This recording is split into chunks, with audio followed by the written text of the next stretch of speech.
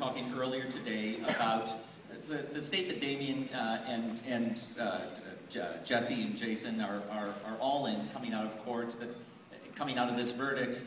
In a different scenario, if they had, if true justice would have been done, there would have been compensation. And I mean, can you talk about, from your perspective, having been an observer of this compromised justice, how you see it?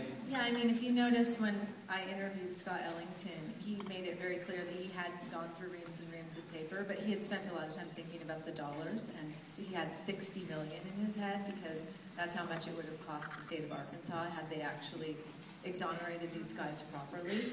And I just think the fact that Damien was initially denied, and we are so grateful that you guys helped and that we're all here together today, but Damien has very few ways to earn a living at this point. He's given up, almost 20 years of his life, and he only has his story and his words and his book, and he needs to be able to travel around the world if he has to. He needs to be free of these charges. So it is actually an election cycle, and Damien was just mentioning a political cycle. Well, we're actually entering the election cycle in Arkansas, and it's actually been 2 years since Judge Burnett became a senator, and he's up for re-election in November. So we are, and Scott Ellington, since this case, has decided that he wanted to run for Congress immediately. And he is now running for Congress, and so we are going to start screening the film starting next week for the next 2 months.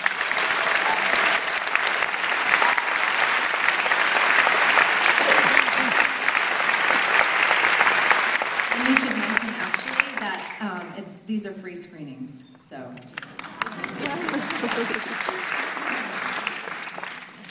Johnny, a lot of people's response to this case, whenever they came aware of it, was that a feeling that could have been me, that anyone who ever felt like an outsider in their community. I wonder if that resonated for you.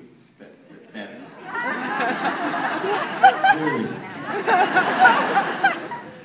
No, of course. I mean, it's exactly as Henry Rollins says in the film. Anyone who was on that sort of outside, who had gone a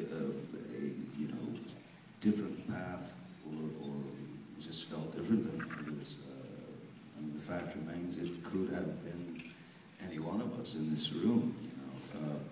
If that guy with the power decided to point the finger at you, and more fingers continue to point at you, you're done for. And that's essentially what happened. They just, almost blindly just closed their eyes and pointed their fingers, and happened to be in Damien's direction. That's why I think, with something like this, as absurd as everything that has surrounded such an abominable crime, then such a grave injustice, it would be easy for any one of us to sit there and watch a documentary, let's say this documentary, watch the thing and go, oh my God, isn't that horrible?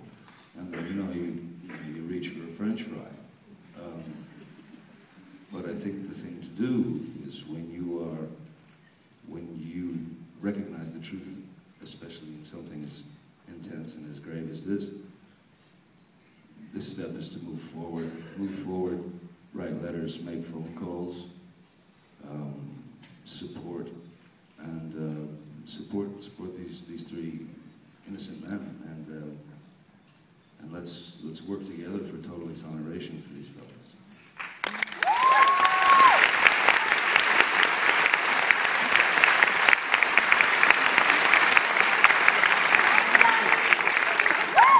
Natalie, having been drawn into this case and had a front row seat at seeing how justice gets meted out in this situation, I wonder what you've learned about the process, learned about yourself in having to face this kind of adversity of being sucked into the process, or just what you've taken away from this whole experience. I wish I'd gotten that question ahead of time. It's a big question. I mean, I've gotten so much from the case, but I can get really down on the justice system and people and individuals. And I have to say, at the hearing where they got released, sorry, what was the judge's name that presided over that? He was an inspiration. He was fantastic. And there are right people and people doing the right thing and the good thing. And I do still believe that the right things will be done in this case. And so I have not lost hope, and I still try and keep that positivity.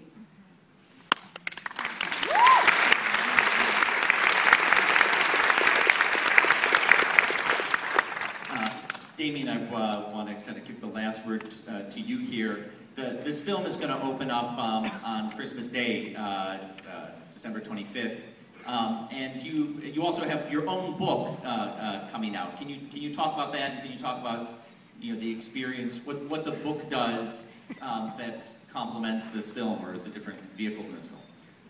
The book comes out on September 18th. It'll be available pretty much everywhere. It's called Life After Death. And I wrote probably 85% of it while I was on death row, the other 15% since I've been out. And what I wanted to do is go into things that aren't necessarily about the case, more in detail about, my relationship with Lorri and our lives together and just how we survived this situation, more than, the investigative aspect of the case. And hopefully people will see it and want to learn more. The title of the book again is Life After Death. It comes out on September 18th. September 18th. The film is on December 25th. You're one of the first audiences to see this film. It's in your hands now. Thank you very much for